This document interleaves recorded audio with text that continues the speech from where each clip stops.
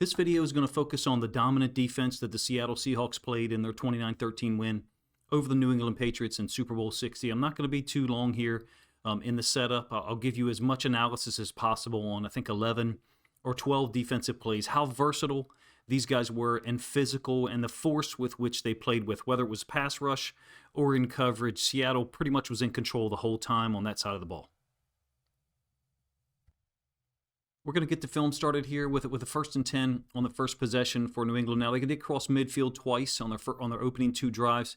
At this point, Seattle's up 3-0. Their opening drive for the offense, I think, a little bit disappointing. So it's going to be a four-man rush scheme. Derek Hall, of course, is going to get the sack. There's a wheel that pops open a little bit late by Pop Douglas, ironically. It's against Nick Emanwari. There's just no time to get the ball out here at times for Drake May. A little bit of a random occurrence, if you ask me, that the left guard actually peels out to help out with the left tackle, Will Campbell, and Derek Hall. And that actually kind of gets Derek Hall back on a path to get to the quarterback, Drake May. It's a little bit random, if you ask me, the manner in which this occurs.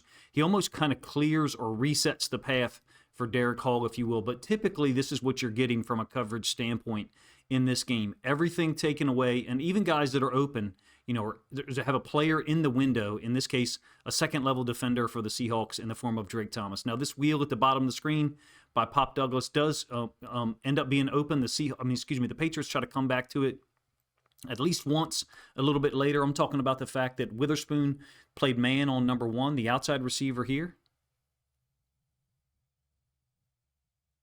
From the downside of the screen, and then Emanwari kind of zoned this off, and that allows Douglas to roam free down the left sideline, but it's too late at that point. We'll give you the end zone angle of this one. I don't really have a ton of commentary about the whole Will Campbell situation. Guy had an MCL injury, I think a grade 3 MCL injury, just before Thanksgiving. Week 11, week 12, week 13, somewhere in that range. Didn't come back until week 18. Looked like a different player to me. I never really, even focusing on his college film last year, I didn't think it had anything to do with his short arms. He was in a shitty stance at LSU, to be honest with you, and he was allowed to get away with it, and I thought his technique was really poor. One of my analysis about Will Campbell was that he was oftentimes really good at stepping down to his right, but not so much at stepping to his left. I'm talking about on run concepts, and this is going back to the draft last season. It's not an I told you so moment. I'm just talking about, I'm just trying to illustrate that as a guy who was dealing with a major injury, coming back from it, number 1. Number 2, I think has some things to learn at the NFL level in terms of his stance and the ability to stay in it out of his snap. But in any case, the guard is going to peel out here, and that really kind of knocks Derek Hall back on the path to get to Drake May.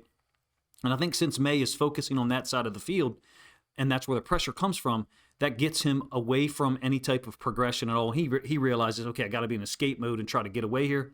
Derek Hall is able to grab him and yank him to the ground. It's a four-man rush scheme, which you see so much. I know that Mike Macdonald actually did blitz a little bit more in the first half against Drake May. Got him off kilter, got him certainly off of his timing. Everything that these guys did from a pass rush / coverage standpoint seemed to work for me. I was not a huge fan of the way that Will Campbell was talked about after the game. So much focus on his arm length and not enough on his technique, number 1, his stance, number 2, and the injury that he suffered late in the regular season finally. So still on that same possession, 3rd and 9. I don't know what the Seahawks call this. I know what I call it. I call it the glitch blitz. What I love about this usage is it's atypical. Normally, Mike Macdonald goes to this in the fourth quarter, 3rd or 4th quarter, once a certain pattern has been established, meaning we're rushing 4. So much conversation about the B-gap rushes by Devin Witherspoon and or Emanwari. This takes advantage of both of those guys. So speed off the edge, Witherspoon, speed off the edge, Emanwari. The idea is that you have a better athlete, a superior athlete, is going to get a free rush. It's just math, really. It's just math. Byron Murphy dropping out after occupying the left guard. Leonard Williams dropping out after occupying the right guard. All other things considered, this is just a mathematical equation. The guards are occupied by those 2 D tackles who are dropping out and getting in the window of anything in the middle of the field. The tackles are both occupied by the edge rushers, DeMarcus Lawrence. I think it's Boye Mafi over here to the right. I could be wrong. It might be Derek Hall, but we'll do the end zone angle in a moment. The point is, there's just no way for this to get blocked up. The running back is going to be wrong one way or the other. It's a brutally effective scheme. Some quarterbacks, some offensive coordinators have seen it more often. In the case of Josh McDaniels and the Patriots, of course, from a coaching standpoint, they were prepared for it. They were not prepared for it to be used, in my opinion, in this moment, this early in the game. 3rd and 9, perhaps it's a 3rd and 8, late second quarter. If you're unfamiliar with me calling this the glitch blitz, maybe you're new to my content. If you're a Seahawks fan, however, you'll remember this. The pick 6 that Leonard Williams had in New York against the Jets and Aaron Rodgers in 2024. I know we're talking about, more than a season ago, I guess 2 completed seasons. At this point, that was the glitch blitz. If you want to go look up Leonard Williams highlights from 2024 and see that play on there, that is what I call or refer to as the glitch blitz. Here's what I mean when I say it's a glitch. The left guard will be occupied by Murphy. Right guard will be occupied by Williams. It is Boye Mafe over here. He's going to occupy the right tackle. DeMarcus Lawrence occupies the left tackle. And since Ernest Jones is lined up over the center, this is a predetermined dropout by the 2 defensive tackles. Occupy rushes by the edge defenders, meaning they're not trying to win. It's one of the reasons why I don't like talking about pass rush win rate. These guys are not trying to win. I have no idea if the people who calculate those things actually take this into account, meaning he's not trying to win. Neither is he trying to win. All they're trying to do is occupy, because it then becomes a 2-on-1. When I say 2-on-1, I'm talking about Witherspoon and Emanwari. The running back cannot be right. In this case, he goes to Emanwari, and it's man everywhere else. So it's a man coverage scheme by the DBs, but it ends up being zone droppers by the defensive tackles. It's really a hybrid man-zone scheme. Drake May certainly prepared for it. I just don't think they were ready to see this early in the game. Usually Mike Macdonald relies on this later in the game after a rush pattern has been established of 4 guys rushing. The running back cannot be right here. Neither can Drake May. The speed of the 2 guys that are off the edge, Witherspoon and Nick Emanwari, I think that has to be covered or at least talked about. Nothing is left to chance, meaning Mike Macdonald and the defensive staff in Seattle, they know one of those 2 guys is going to be free off the edge. And so they want to maximize the ability to close space. I've seen other teams run this. I won't name players, but one, the Ravens being one, and the guys off the edge are not fast enough to get there and close down, and the quarterback is either able to get the ball off or in this case, throw it away like Drake May did here. I'm not just going to focus on Witherspoon and Derek Hall. I'm going to try to illustrate for you that everyone played a role in this, in my opinion, and elite preparation was a part of it. So this is going to be a B-gap rush by Drake Thomas into the boundary. And if you're new to my content, this blue line typically illustrates the field and the boundary, or cuts it in half, even though mathematically that doesn't work. Boundary or short side of the field over there. The field or the wide side is to our right. The boundary side inside linebacker, typically referred to as the will in the NFL. In this case is Drake Thomas. It looks like a normal B-gap blitz, but over the course of trying to break this down, I want you to try to pay attention to what some of these other guys do. So the blocking scheme, it's a run concept. Like I said, it's on to the second possession, and it's a 1st and 10 for New England. The blocking scheme has the tight end here, 85. I think that's Henry, going up to the Mike backer. All right, I will give you the L22 angle, I get perhaps, but the idea is there's trips to the field. There's trips off screen to our right. So there's a tight end and 2 more receivers out here. Watch how Seattle plays this. It almost looks like they know the play. This is, and perhaps they don't know the play, but they've got a pretty good idea of what could occur. I know Devin Witherspoon and maybe one other player has talked about, having some tells on the offensive line pre-snap. I don't pretend to know what they are. I would love to find time to look at this, maybe from a stance standpoint, maybe even their splits, and try to figure it out for myself, but I haven't done so yet. But the blocking scheme, the way this occurs, tight end trying to get to Ernest Jones, the right tackle would be stepping to the edge defender. Well, watch what these guys do. Lawrence steps out, doesn't rush. Jones folds over the top, and in fact, because he folds over the top, the tight end is unable to get to him. And once Drake Thomas misses the tackle, even though he disrupts the whole scheme, Ernest Jones finishes it off. There's a lot going on here, in my opinion, and I think part of it to be discussed is the way that Byron Murphy lines up to occupy the left guard from a blocking scheme standpoint. And then Byron Murphy actually steps to the center And he doesn't get into this A-gap. I'm not pretending that he does, meaning Byron Murphy. But he almost orients himself as if he would be responsible for that. And notice how Ernest Jones is folding over the top. They've almost allocated, I don't know another way to put this, they've almost allocated too many guys for the weak side of the formation. There's only so many gaps over there, right? You got A, B, and C. A gap, B gap, C gap. And from the standpoint of the way they play this post-snap, they've almost allocated too many players if you accept my assertion that this is intentional. Ernest Jones folding over the top into the boundary to defeat the scheme of the tight end. I can't explain it to you any other way. Perhaps it's my own limitations. Maybe some other people have broken it down in a better fashion than I did. I'm fascinated by the preparation that Seattle seems to put in. It's something that I noticed, obviously, when Mike Macdonald was the defensive coordinator for the Ravens. The coordination of all of these players and the way they move post-snap, but in particular Byron Murphy, along with the blitz. Again, I think I said at the initial breakdown of this play, this looks simple. It's just a B-gap blitz. Wrong. There's a lot going on here, and I think Byron Murphy and the post-snap movement of Ernest Jones kind of revealed to us that Seattle was uniquely prepared. And as a Seahawks fan, you're obviously not surprised. You know, those guys have been playing at a higher frequency, not just from an effort standpoint all year, but from a preparation perspective as well. Still on that second possession, this will be a pretty slow-moving video, to be honest with you. I think I have 11 or 12 plays queued up, like I said. So second drive for New England. Again, they've crossed midfield. We're now into a 3rd and 15. This is going to be one of Witherspoon's blitzes and his sack, his lone sack, I think, that it ends up being really devastating. They've made New England one-dimensional at this point, right? I want to try to talk through some of the layers of this blitz and the way that they cover trips to the field. So the way receivers are numbered, that's number 1 to the closest to the sideline. Number 2 will be the middle receiver. Number 3 is the tight end who's set to the field. To the bottom side, you've got number 1, the X-receiver, covered by Josh Jobe, who played spectacular. And then number 2 to the boundary would be the running back. So Seattle appears to be bringing 6 here. Remember, on the previous possession, they brought the glitch blitz, right? And Drake May had to throw it away on the 3rd down. This looks like a 6-man rush, but what they've really done is they've, again, I think, utilized math. So yes, the running back chips this edge rusher, Nick Emanwari. Tight end chips this edge rusher, which I think is DeMarcus Lawrence.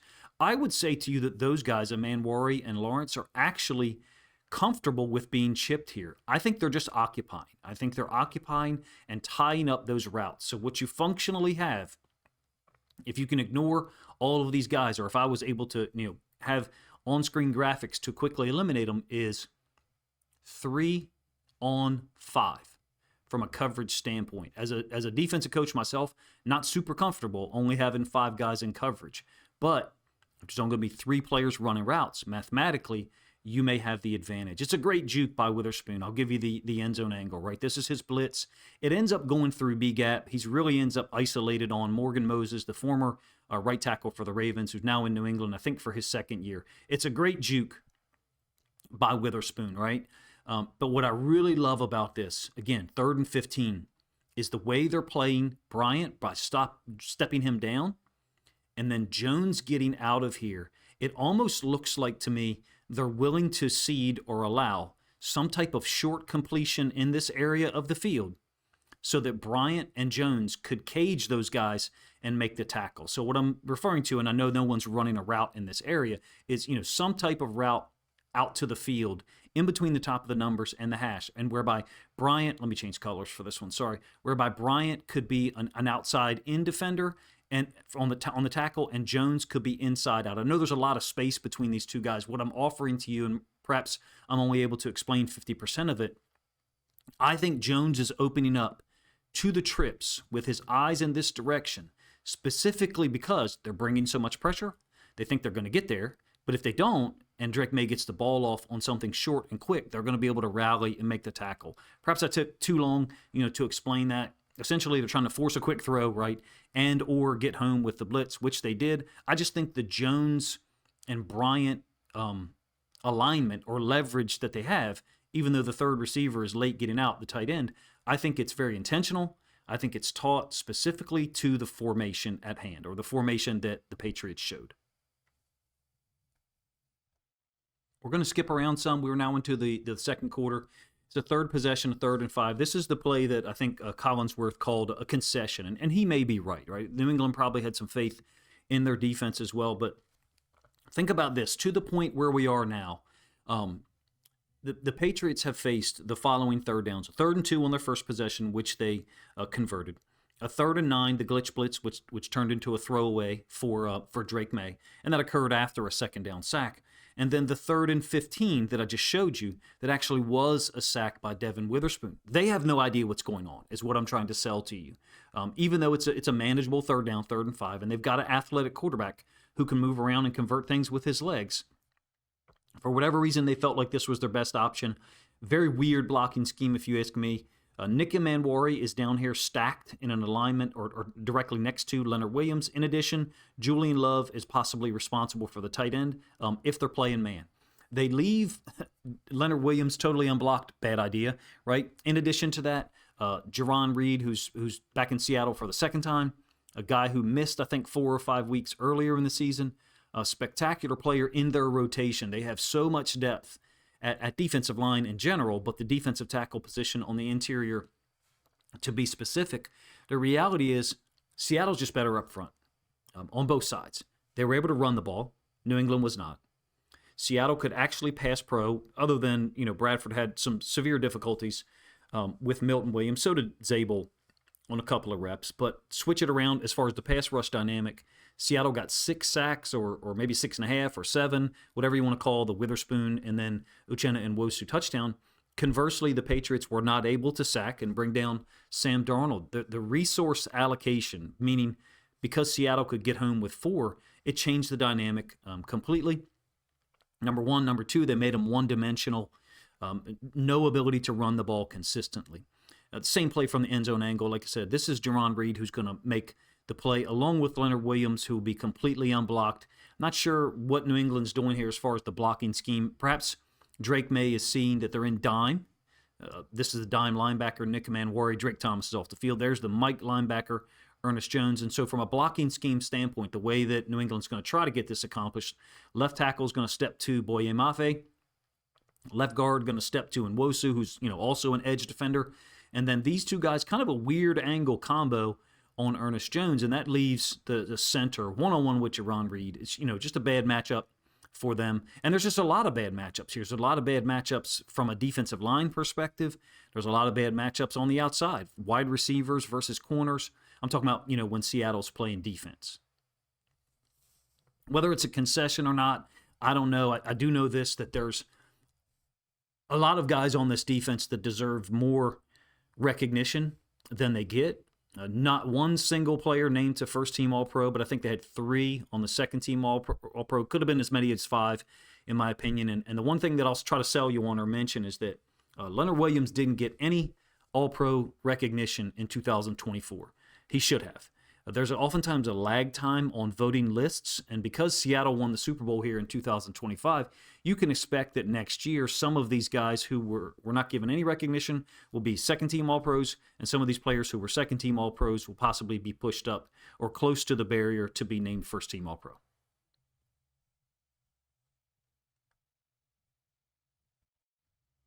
All right, case in point here on the 4th possession as far as the depth and the quality of the offensive line versus defensive line comparing to Seattle to Chicago, or to the Patriots, 2nd and 7 on the 4th possession, and this is going to be Mills with the dominant sack against the starting left guard for the Patriots. In addition, this is one of the many times where Seattle, I think, has done a really nice job of changing the coverage up. New England is motioning Stephon Diggs across. And anytime you end up with 2 into the boundary, and the number 2 or the slot receiver is actually a wide receiver in the case of Diggs, it's almost 100% pass, right? They've widened up the will linebacker to Drake Thomas. Of course he's not going to guard Diggs, right? So this has to be zone, right? From a too-high safety structure, has to be zone. Wrong. They're going to switch and play man, essentially man-free, where you have a free safety in the middle of the field, and then your low hole dropper, some will call him the rat, however you want to refer to it, is oftentimes it's a Mike linebacker. In this case, the Mike linebacker, Ernest Jones, is responsible for the running back to the field.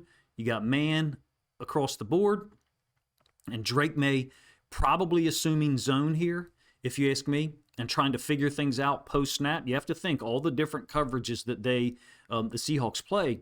It adds, I would say, does it add 1/10 of a second? Does it add 15/100ths of a second to the quarterback's processing? I don't know, but what I do know is that Riley Mills is absolutely dominating the left guard while May is trying to figure it out. It's just old school cover one or man free. The look changed post-snap because Drake Thomas, and no one from the field motioned over when Diggs moved across. They still ended up playing man.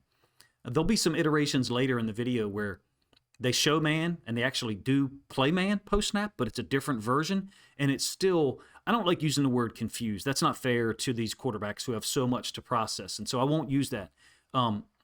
Lengthen their processing, however you want to refer to it. You can probably come up with a better descriptor than I can, or better phrase than I can. Same play from the end zone angle.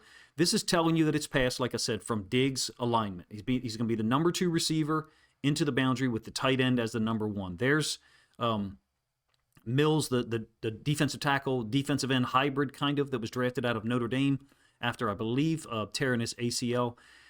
You've got wins with coverage versatility or confusion, obfuscation, if you will. I'm talking about with the linebackers, secondary DBs. And then you've got these wins of a physical nature like this. Riley Mills just totally obliterating the left guard, walking him back into Drake May's path, right as Drake May is, trying to figure this out as far as what the coverage is, who's going to be open. And now he's just thinking, all right, let's just protect the football and not turn this thing over. From a Patriots standpoint, at least they were able to avoid turnovers in the first half when they got, totally dominated. 22 offensive snaps, ended up being 51 yards after subtracting for sacks. The disguise here, I'm going to have 2 more attempts to explain disguises later on. You're going to get these kind of results from Seattle. Really no matter who they play, because you got high effort, high energy guys with tremendous athletic ability, but they're also uniquely prepared by the coaching staff and their own preparation. Moving to the 5th possession, and again, I'm trying to highlight as many players as possible and their unique contributions. This is a 12 personnel group. It's after a great punt by Seattle. I should obviously mention the kicker, place kicker, and punter were fantastic. There was even some people thinking that they could possibly be named MVPs. They were that good, right? This is not discreet by the Patriots. You've got 2 tight ends into the boundary and Mac Hollins, who at times when he was in Buffalo was kind of like a glorified tight end / H-back because of, he does block really well. So the scheme might look confusing. Let's move this out of the way for the running back for a moment. Tight end is going to deal with the edge defender. That's Derek Hall. And then Hollins is going to motion down and insert into the C-gap to block Julian Love. And this is all predetermined, okay? This is designed, it's kind of a safe play to let the running back get downhill, force defenders to kind of step up to stop that path, basically where the running back is going, and then let him bounce it outside. And the idea is to test the boundary side corner as Josh Jobe. So they leave him unblocked, and he actually does this twice on this possession. Hall is involved as well because Hall wins his matchup with the tight end. That's what's so amazing about the way that Seattle's edge defenders and entire D-line played, is that they were getting after the quarterback, but they're also extremely technical and winning their matchups because of physicality, but also a dedication to playing team defense. No one on this defense is just worried about getting after the quarterback. They play their assignment. Spectacular group to watch. If you've watched my content, for 2025 or even before that, you know what I think of these guys. But look, this is New England trying to test the boundary side corner, leaving him unblocked, and Seattle's got it all covered because the personnel they have, but also the preparation and those guys' commitment to doing what they're told. I get it. It's a safe blocking scheme from a Patriots standpoint. Again, they went to it, I think, 2 plays later. It really, I think, illustrates the value of the value of special teams here in this moment, because we're on the 5th possession. There was a time where New England was kind of winning the field position battle. Here they were obviously not, and Seattle put them in that position. The punt that was downed, I think at the 2 or maybe inside the 2, forced their hand, or basically made the Patriots have less options available, and that eventually led to a short field for Seattle and a 9-0 lead. All right, we moved into the 3rd quarter here. I was rooting for the Seahawks, obviously. Anybody who's followed my channel for a while knows that, but I will say I was a little disappointed in the fact that Josh McDaniels and the Patriots didn't really come out here on this first possession of the 3rd quarter with anything consequential. I'm not sure what they saw It's going to be a wheel against Nick Manwari by Pop Douglas. Just not someone that I would think would win that matchup or be able to actually get open here. But how Seattle has impacted, their offensive flow. It's an 11 personnel group, and the tight end has motioned into the backfield. I would call that a sniffer, basically, when you have a running back and a tight end or a running back and a fullback stacked over top of each other, but they're not in the eye. They're to the right of the quarterback, and they're going to use those guys for pass pro. This is a very intentional targeting of Nick Manwari, who everyone knows is going to play the nickel when you go 11 personnel. There's Drake Thomas, the will linebacker, so they know who's going to cover him. I just don't know what Josh McDaniels and these guys are seeing to let them think that he's going to be able to get open and win this matchup. There is this kind of element of he kind of dances forward and then goes on the wheel. I mean, teaching a curl flat defender to defend the wheel is a little bit of a pain. There's different, iterations of it. Some people just, immediately go to the outside, kind of tells you instantly that it's going to be a wheel. It's a play action from Drake May, and Pop Douglas goes upfield and then tries to accelerate and run away from Nick Manwari. That's the design of the play. That's where Drake May is going. It's a quick pass play with the tight end and the running back both blocking, chipping in pass pro to help out.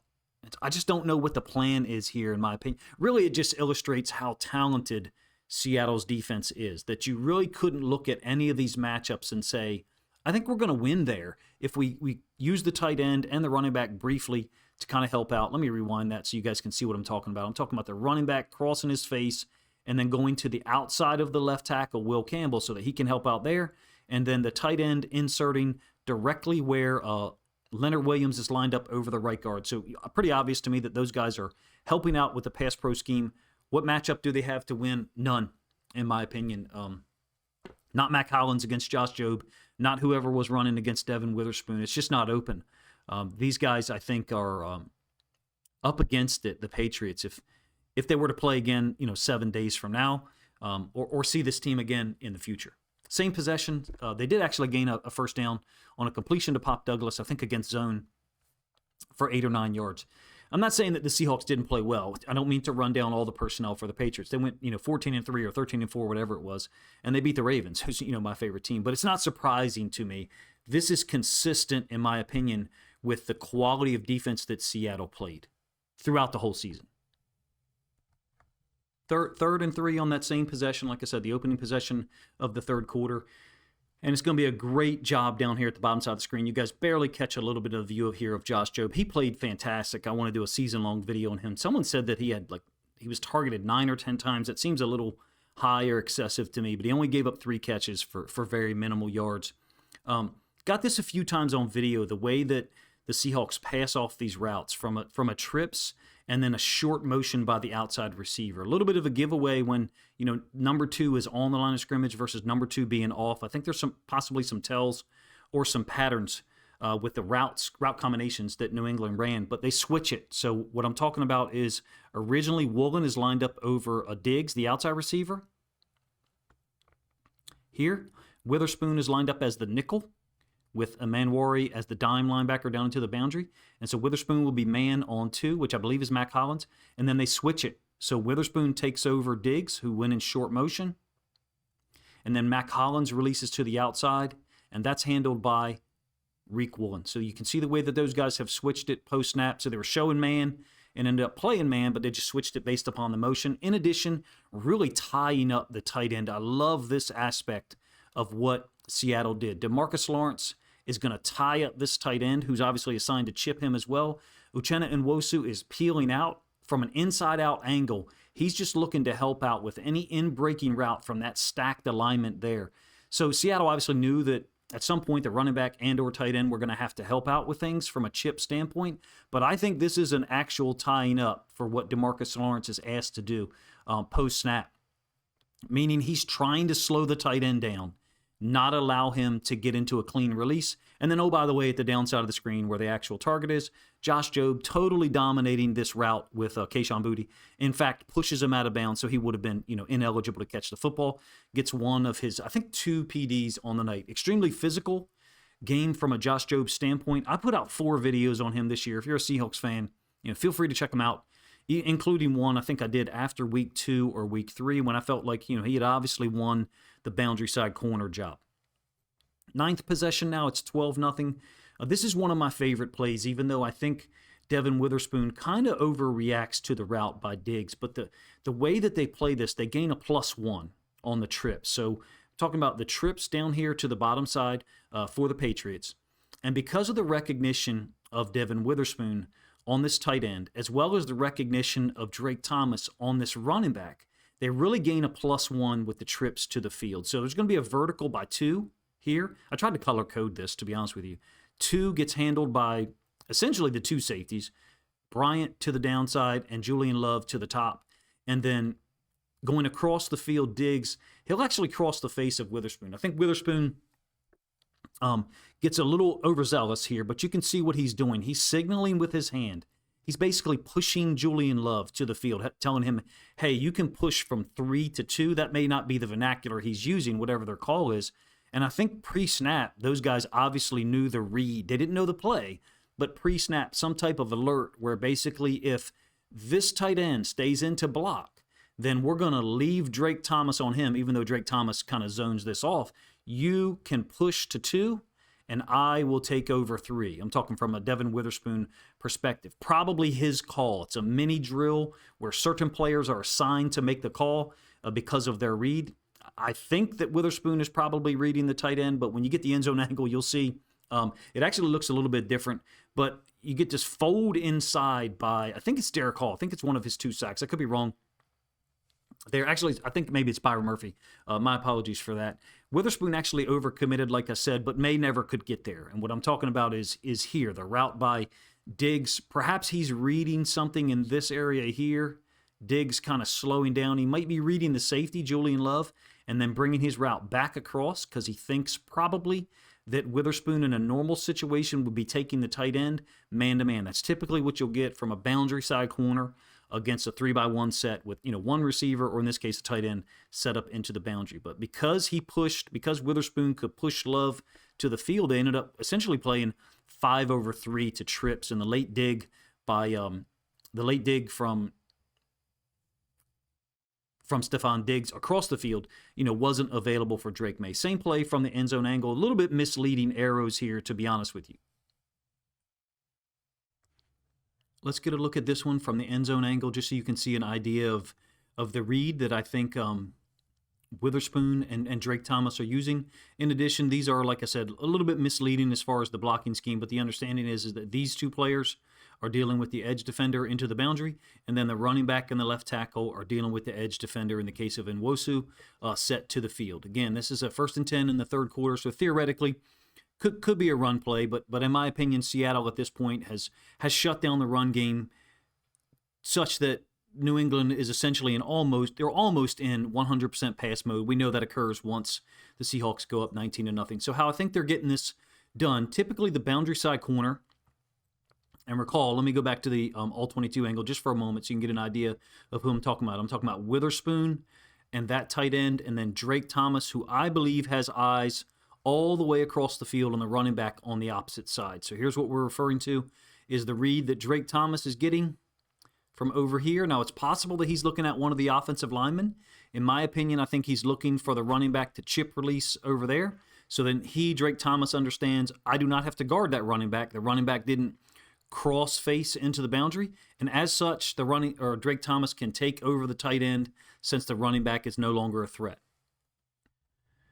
Perhaps I'm not, doing a great job explaining it, but the idea is that all of this, Drake Thomas being able to push in a zone drop where the tight end is into the boundary, allows, almost in a domino effect, Witherspoon to roll to the field, which is, I think, leads him to be able to give a signal to Julian Love, who's off screen for you guys, to push to deal with number 2. Again, it's all related to the all-22 angle, but in my opinion, I think it's because Seattle's coaches, Mike Macdonald specifically, recognized that the Patriots were going to have to chip to deal with the pass rush element.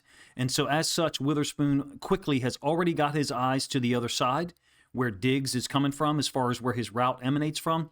In addition, Drake Thomas immediately flashed his eyes from the running back to our left, or Drake Thomas's right, to the tight end set into the boundary. Hopefully I explained all that in a way that makes sense for you guys. Basically, the idea for me here is, even though it's zone, as far as Drake Thomas's drop, where he's going, because you can see that he verbally, communicates to Ernest Jones the fourth that the tight end could be crossing. Now, that's not actually what the tight end does. The idea for me is that you've got a extremely quick, efficient manner for these guys to communicate, in particular from the boundary. I think you're talking, or what we're witnessing is the results of hundreds of reps of what I refer to as mini drills. No contact, players standing and reading one or two releases at the same time, such that after 100 reps or after 200 or 300 reps, those guys are coordinated and they can execute these things quickly and in an impeccable manner during the game. It doesn't have anything to do with all of those reads I just tried to explain. It doesn't have anything to do with all of the things that are occurring here. But what I think the byproduct or the production is on the back end, Seattle can play a shit ton of coverages in a very efficient manner upon Mike Macdonald's command, because they've done so many of these, what I call mini drills, or some people refer to them as half-field drills. Basically, the half-field drill would be boundary side players, in this case, the will linebacker, Drake Thomas, boundary side corner, Devin Witherspoon, but sometimes Josh Jobe, and the boundary side safety, oftentimes Julian Love, going through as many reps as possible, no contact, of reading the release versus what we get as far as the tight end is a chip release on the defensive end edge defender compared to, let's say, perhaps the tight end running a vertical, which wouldn't threaten Devin Witherspoon, but it would occupy him in a way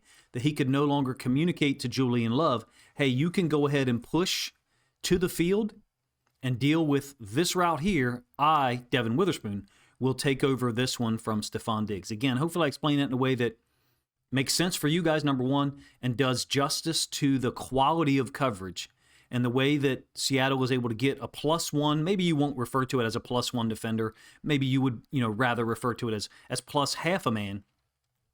They've already got 5 to the trips. Those 3 underneath droppers there, a safety, and now allowing this safety, Julian Love, to push to the trips in a more aggressive manner and deal with the number 2 receiver from the trips, which allows Devin Witherspoon to take over Stephon Diggs. Again, Stephon Diggs crosses his face, so not a perfect illustration there, but just something that Seattle can do quickly and more consistently than pretty much most defenses across the NFL, including the Patriots. That one, like I said, was on the 9th possession. Diggs, would have been open late, but by the time that Drake May could have realized it, he had already been under a Seahawks defensive lineman's control. We'll do 2 more plays here, and they're from the 10th possession. This leads up to Seattle taking, a 19-0 lead on the touchdown pass to A.J. Barner. As an aside, I already did a full-length film study on Kenneth Walker and the run game and the usage and how Clint Kubiak utilized Kenneth Walker to attack the Patriots in specific locations with a variety of schemes. Let's do 2 more plays here, like I said, and this is going to be a penalty on the Seahawks. I guess it's on Witherspoon. This is another example of, pre-snap, looks like it's man. Witherspoon on number 2, which I think is Douglas. Woolen on number 1, which I think is Diggs, and then Bryant on the tight end. To the boundary here, it's got, we've got obvious man, but the difference here post-snap is that it is set up like man. The short motion allows Seattle to switch the coverage, meaning Witherspoon is going to bump out and now take over Diggs. So they're still playing man, but those 2 players, Woolen and Witherspoon, have switched their responsibilities. Woolen gathering this route by the point man or number 2. Witherspoon taking over the short motion from Diggs. What it does is it changes the angle of what might be available for Drake May from a route perspective. So Woolen is now chasing number 2, which I think is Douglas, but he's kind of feeding him to the middle of the field free safety, which is Julian Love. And then in addition to that, Witherspoon, yes, is chasing Diggs, but again, he's got inside help here, or inside leverage help, I should say, from Ernest Jones IV. The switch, or the little bump switch, however people want to refer to it, is spectacularly done. Now, we do actually get a penalty here on Witherspoon. I think it's a hold down the field, fine. Maybe it occurs after the spot shadow that I've got here. In addition, Jerron Reed and Leonard Williams kind of run into each other on this stunt, so that's what kind of opens up the possibility there, escape lane for Drake May to get out of here. All of this has to occur in order for the Patriots to get a 5-yard gain. And as a penalty for such, or not necessarily a penalty, as a deterrent, their quarterback gets slung out of bounds. The margin for error for the Patriots was just so small. And in my opinion, the teaching that Mike Macdonald and his staff have done over the course of the season, but in particular preparation for this game, is just so exquisite that what it does for Seattle, conversely, or on the other side of the coin, is it widens or expands their margin for error. I guess what I mean is that so often in the NFL, motion allows the offense to just sift out or determine the coverage pre-snap. That previous play that I showed you obviously ended up being a positive for New England. They gained 5 yards and a first down, an automatic first down after the hold on Witherspoon. But Seattle is giving Drake May and Josh McDaniels so many different looks that they just can't keep up. This is another example. This, in fact, will be the last one that I do. It's from the 10th possession. It's just 3 plays after the one that I just showed you. It's a 3rd and 5. Still 12-0 Seattle. This will lead to the eventual touchdown to A.J. Barner because it's the strip sack that Byron Murphy recovers. So how do they get this accomplished? I think it's all related, the pass rush and the coverage element. Because Diggs is motioning across, and now Job is following with him. Job is usually the boundary side corner, but Seattle is given the illusion of playing man here pre-snap by these particular alignments. So the motion, again, is typically an attempt by offenses at the NFL, college, and even high school level to sift out the coverage. And Seattle has responded with a dime look. 2 high safety version of it, right? Julian Love and Kobe Bryant here. You're not normally going to play 2-man versus an athletic quarterback. And so that's what, from a Patriots perspective, bothers me a little bit. What I mean is all of these receivers being covered man and then 2 safeties high. Typically, an athletic or scrambling quarterback is going to be able to get away from, a 4-man rush. Seattle's obviously very devastating and got 6 sacks in this game. In any case, they actually don't play man. They don't play 2-man. They play cover 2 zone. I've seen a couple people try to discuss this in a way that they think it is 2-man. It's not. You can watch the release of Job and Amanwari, how they handle the boundary side releases from Diggs and the tight end, number 1. Number 2, in addition, Witherspoon passing this route off into the middle of the field. And what's important here is, yes, Douglas is open over the middle, but Leonard Williams is winning against the right guard on a stunt. I'll give the end zone angle so you can see it yourself. And that forces Drake May to step up right at the time that Douglas becomes open over the middle of the field. It ends up being really a cover 2 look where Nick Amanwari, as the dime linebacker, if you will, is playing the flats into the boundary. He actually kind of does chase Diggs here. It doesn't matter from the standpoint of how the play works out because Williams disrupts the pass protection by beating the right guard. And then Derek Hall folds underneath, forces the fumble that Byron Murphy recovers. I'll be honest with you, when I go through and pick plays, it's oftentimes intentional. And in this case, the selection I gave you guys here was designed to just illustrate how many players had an impact and how Seattle, it's simple on their end, but made things complicated for New England. The pass rush is obviously, coordinated with the coverage on the back end. And in this case, you've got guys dropping out in zone when they very clearly had shown man. Even though, Woolen is getting depth, he always does this. And when he's playing cover 2, he gets more depth. And Amanwari seems to be chasing Diggs here. So I'll grant you that there's some variation there that doesn't look, perfect from a zone perspective. But Job moving across with Diggs, and then Nick Amanwari's alignment into the boundary over the tight end gives every illusion, or every look, I guess I should say, that you're going to get some type of man structure. And in fact, the 2 high safety look makes it look like 2-man. It's not what it becomes. And these guys up front do their job. In particular, Leonard Williams, whose, I think his lone actual sack got negated by a penalty, which is unfortunate. But here I think he makes the play in terms of forcing Drake May to step up directly into another oncoming pass rusher. The same play from the end zone angle. Like I said, it's 12-0 at this point, but we all know what happens after the forced fumble and the recovery from Byron Murphy. They end up taking a 19-0 lead. Here is Josh Jobe tracking or following Stephon Diggs all the way across. Think of the different looks that you've seen in the course of this video. The Witherspoon play, where he pushes out and Drake Thomas kind of takes over the tight end. They're giving Drake May so much to process. They're adding time post-snap to his ability to recognize the coverage and or just pick where to throw the football, such that when someone does pop open or become available for him, oftentimes the pass rush is already there, and it's just too late. These lines aren't drawn to scale, partially because of the wide alignment from Leonard Williams, but he gets through the B gap here, and you'll see him rip under the right side armpit of this right guard, and then Derek Hall folds underneath. In addition, Job is dropping out to zone, so he tracked across with Stephon Diggs. If he was in man, then you would not see him right here dealing with the tight end. So he's certainly not playing man. They're just reading the release of it. And Manwari ends up, kind of chasing Diggs into the boundary. Here's the rip that I'm talking about with Leonard Williams, man. It's just he forces May to step up directly into the fold or the stunt from Derek Hall underneath. Perfectly timed, perfectly coordinated. Sometimes it was man-to-man coverage, meaning show man and play man, but switch the responsibility. You saw 2 iterations or examples of that with Tariq Woolen and Devin Witherspoon. Sometimes they switched from man to zone. Sometimes it was zone to man. The idea, in totality is it just had too much versatility, too much athleticism, but awareness and recognition for me has gone a little bit uncovered, perhaps, in some of the things I see on social media, at least.